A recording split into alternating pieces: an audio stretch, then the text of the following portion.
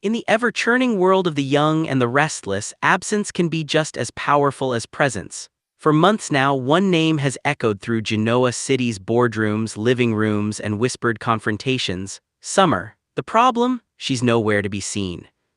Fans aren't just noticing, they're restless. It's a curious phenomenon, how a character can dominate dialogue without ever stepping on screen. Every time Kyle hesitates before signing a contract, every time Phyllis stiffens at the mention of Italy, every time Diane throws a pointed look across the Abbott mansion dining table, viewers lean forward expecting the doorbell to ring. But it never does. Summer Newman Abbott exists in limbo, suspended somewhere between Milan's fashion houses and Genoa City's family feuds. The writers keep her alive in conversation. They remind us she's working, thriving, co-parenting from afar, yet the emotional gravity of her absence keeps pulling at the canvas of the show. And fans feel it. Summer has always been more than a legacy character. As the daughter of Phyllis and Nick, granddaughter of Victor and Nikki, she embodies three of the show's most combustible bloodlines. She's passion and privilege, loyalty and rebellion, vulnerability wrapped in designer silk. Removing her from the physical canvas leaves a conspicuous gap in nearly every storyline tied to the Newman or Abbott dynasties. Take Kyle, for instance. His romantic orbit never quite stabilizes without Summer as a gravitational force. Every new spark, every lingering glance at another woman feels provisional, temporary, because viewers know the ghost of his marriage lingers. When characters say, "Summer would understand," or "Summer and I talked about this," it doesn't move the story forward, it freezes it. We're told she matters, we're shown nothing. That tension is what's driving fan frustration. Soap audiences are loyal but perceptive. They recognize narrative stalling when they see it. Repeated mentions without payoff feel less like buildup and more like delay, and in daytime drama, delay can be deadly. Summer's off-screen presence has become a storytelling crutch. When the writers need emotional stakes, they invoke her. When they need to justify Kyle's indecision, they reference her. When Phyllis needs motivation, they dangle the possibility of her daughter returning home. It's effective up to a point. But there's a fundamental rule in serialized storytelling: promise must lead to delivery. If you keep lighting candles in a dark room, eventually the audience expects someone to walk through the door. Imagine the ripple effect of an actual return. Phyllis, who oscillates between fierce independence and fragile insecurity, would finally have a tangible anchor. Diane, perpetually balancing redemption and rivalry, would face a daughter-in-law whose loyalty is never easily won. Kyle would confront the unresolved tension of love, pride, and betrayal that still simmers beneath his carefully controlled exterior. Instead, we get phone calls. And phone calls don't ignite storylines, they maintain them. There's also a deeper issue at play: emotional continuity. Soap operas thrive on proximity. The power of a confrontation lies in eye contact, in trembling hands, in the subtle pause before a slap or a kiss. When Summer exists only through dialogue, that visceral energy evaporates. We're left with exposition instead of experience. Fans want to feel the room shift when she walks in. They want Nikki's knowing glance, Victor's measured approval, Phyllis's tearful embrace. They want the Abbott mansion's air to crackle. They don't want summaries. What makes the situation even more ironic is how frequently the show acknowledges her importance.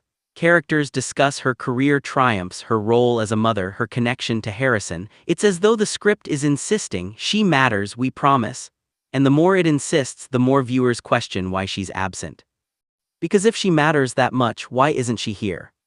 The speculation machine hums endlessly. Is this strategic? Is it contract timing? Is the show building toward a dramatic sweep's return, or is it simply buying time? In the age of social media, silence becomes its own storyline. Fan forums buzz with theories, hopes, and mounting impatience. Some argue that her absence allows other characters to shine. Others counter that it weakens the very arcs it's meant to support. Both perspectives hold truth. Summer's absence has certainly shifted focus onto other dynamics: Audra's ambition, Claire's emergence, Sally's navigation of corporate and romantic minefields. But without Summer's emotional counterbalance, certain rivalries feel unfinished, certain alliances incomplete. It's like watching a chessboard missing a queen. The game continues, but the strategy feels constrained. There's also the matter of legacy. In long-running soaps like The Young and the Restless, generational continuity is everything. Viewers invest not just in individual characters but in bloodlines. Summer represents the evolution of the Newman legacy, modern, fashion-forward, fiercely independent yet deeply tied to family roots. Keeping her off-screen while constantly invoking her name risks diluting that investment. And yet, there's undeniable dramatic potential in what's being set up. Imagine Summer returning not as the conflicted ex-wife, but as a woman transformed, confident, strategic, perhaps even harboring secrets of her own. Imagine her stepping into Genoa City not to react but to initiate. That would justify the build-up. That would reward the patience. Until then, though, fans are left in a peculiar state of anticipation fatigue. Each mention raises hopes. Each week without payoff lowers them slightly. It's a slow ebb of enthusiasm, not dramatic enough to spark outrage but persistent enough to dull excitement. The solution isn't complicated. Either bring her back or stop using her as narrative wallpaper.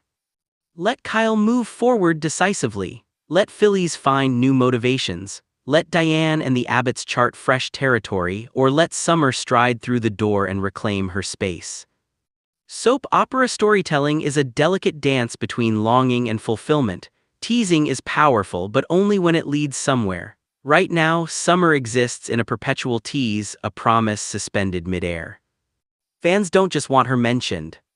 They want her messy, emotional, unpredictable presence. They want confrontations in the Abbott living room.